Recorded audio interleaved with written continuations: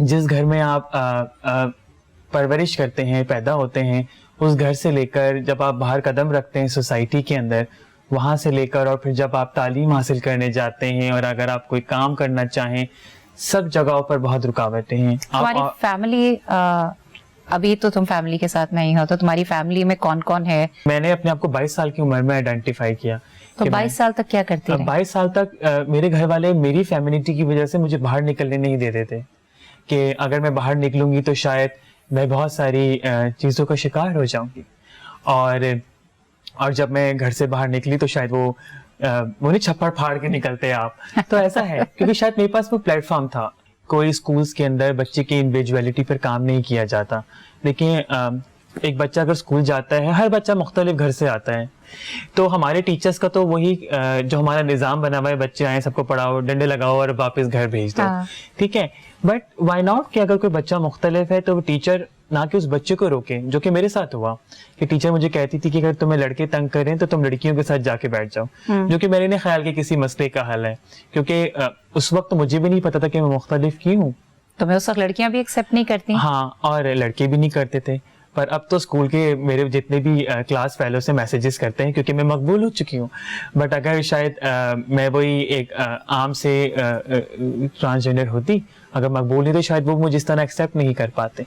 मेरी जो वालिदैन है वो ओल्ड स्कूल है और उनकी उम्र कोई 40-50 साल है, और बहन भाई भी पुराने स्कूलों से पढ़े हुए हैं, उनकी भी कोई इतनी नॉलेज नहीं है।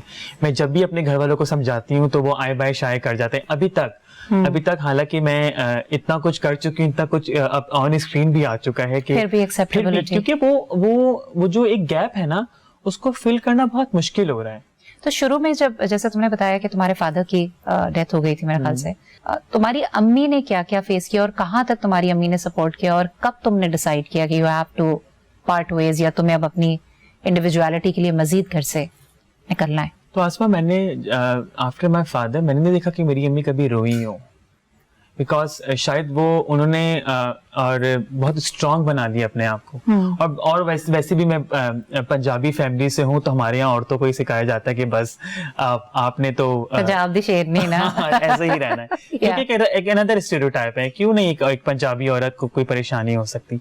बट ये है कि मेरी मदर ने शायद ये जो मैं आज आपके सामने बैठी हूँ ना, जितनी स्ट्रांग हूँ, शायद जो मैं इतनी बातें कर भी रही हूँ, तो शायद ये मेरी अम्मी की तरफ से ही है। मेरी वालिदा ने ही हम तमाम बहन भाइयों को पढ़ाया भी, उनकी परवरिश भी की, भाइयों को बिजनेस करके भी दिया, बहनों की शादियां भी कराई, तमाम बहनें अपने घर में खुश भी हैं।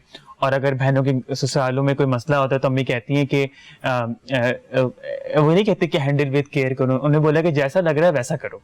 बिकॉज उन्होंने, और शायद ये भी मेरे अंदर अम्मी की तरफ से ही है कि मैं स्ट्रांग हूँ और मैं अब अलग भी रहती हूँ, इंडिपेंडेंट रहती हूँ, मैं घर आती जाती हूँ, घर पे मिलना जुलना रहता है। तो जिस वक्त मैं आपको बताती चलूँ कि जिस वक्त मैं मॉडलिंग की फील्ड में आई ना, तो उस वक्त अम्मी ने ये कहा कि तुम ना शायद अब अलग रहने लगो।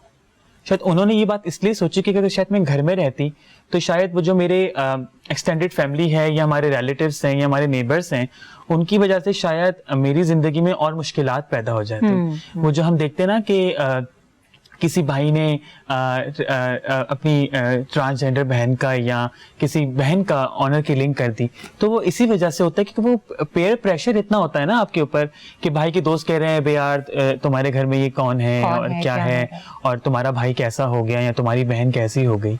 तो शायद ये वो पेयर प्रेशर होता है जिसकी वजह से घर में बहुत सारी मुश्किलात पैदा होती हैं। मैं तो यही कहूँगी कि हमारी जो सोसाइटी है, हमारा जो माशरा है, वो बहुत बेहिस है।